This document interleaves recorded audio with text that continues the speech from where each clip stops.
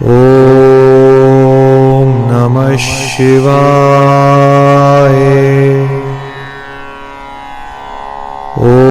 ओम तत्पुरुषाय विद्महे महादेवाय धीमहि तन्नो रुद्र प्रचोदयात्। शिव अमृतधारा परिवार के सारे सदस्यगण और श्रोताजन के अंदर विराजमान शिव को हमारा नमन।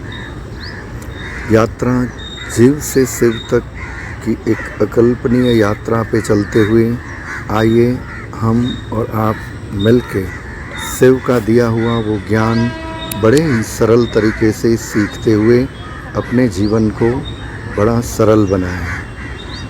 सबसे पहला और सबसे सहज प्रश्न यही है कि जीवन सहज क्यों नहीं है, जीवन सरल क्यों नहीं बन पाता।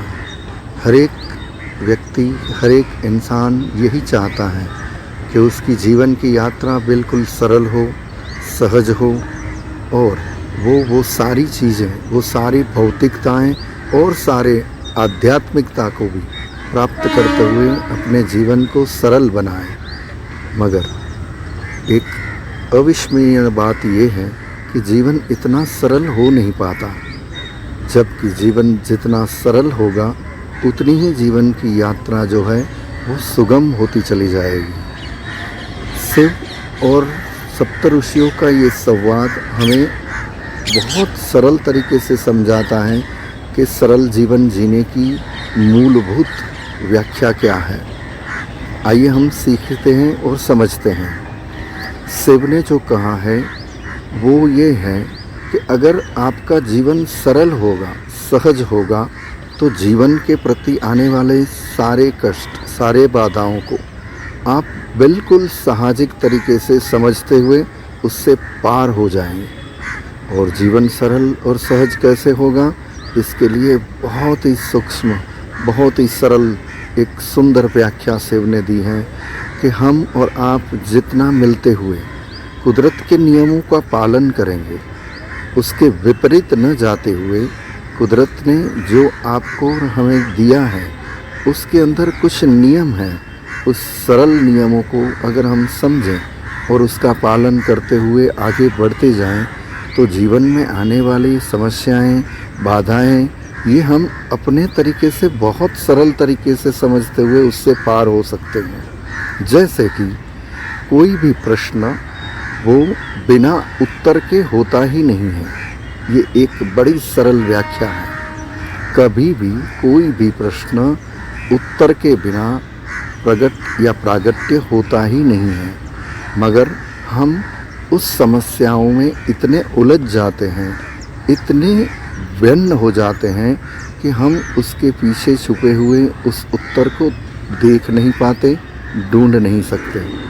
हमारी व्यग्रता, हमारा उतावलापन, ये सारी बाधाएं ये उत्तर को खोजने में हमें बाध्य बनती हैं।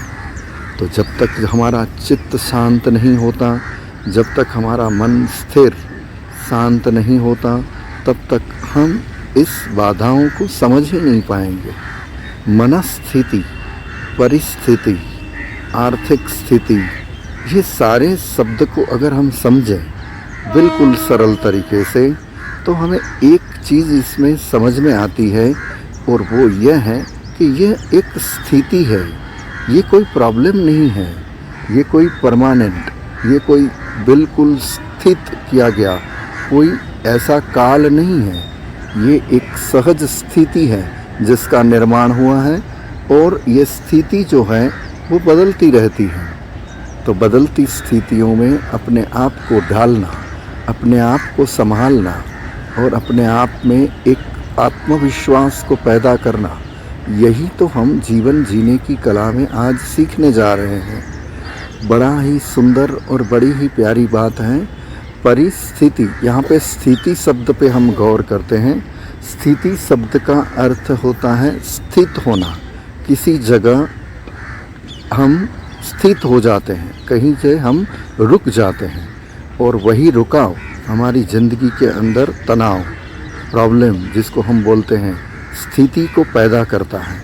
अगर हम हमारे तरीके से कुछ बातें नहीं भी बनती तो हम अपनी मनस्थिति परिस्थिति के अनुसार ढाल देते हैं और उसमें रुक जाते हैं। ये जो रुकाव है हमारा, वही इस चीज़ को समझने के लिए हमें बाध्य करेगा कि वही चीज़ों को हम परिस्थिति की जगह प्रॉब्लम समझने लगते हैं। तो जो रुकाव है वहाँ से निकलना, जहाँ पे हम रुक चुके हैं, जहाँ पे हम स्थित हो चुके हैं, वहाँ से वापस प्रवाहित होना, यही जीवन है और यही सरल जीवन का एक मूलभूत आधार है। आइए हम और आप आज ये समझते हैं कि जीवन में आने वाले कोई भी समस्या, कोई भी बाधाएं, कोई भी परिस्थिति को हम प्रॉब्लम ना समझते हुए उसे परिस्थिति को समझें। परिस्थिति का अर्थ होता है स्थित, हम उसके अंदर स्थित हो गए हैं, तो उस स्थित में से बाहर निकलें, वापस चलना चालू करें। और यही तो हम और आप सीखना चाहते हैं यात्रा के तौर पे, कि यात्रा जीव से शिव तक, यानी बिल्कुल ठहर नहीं जाना, चलते रहना, यही जीवन जीने की कला है। तो सर स्थिति को स्थिति न समझते हुए, परिस्थिति हो, आर्थिक स्थिति हो, सामाजिक स्थिति हो, कोई भी स्थिति में हम रुकते नहीं, रुके नहीं और चलते रहें, यही तो यात्रा है, यही तो एक पूरे जीवन का पड़ाव है।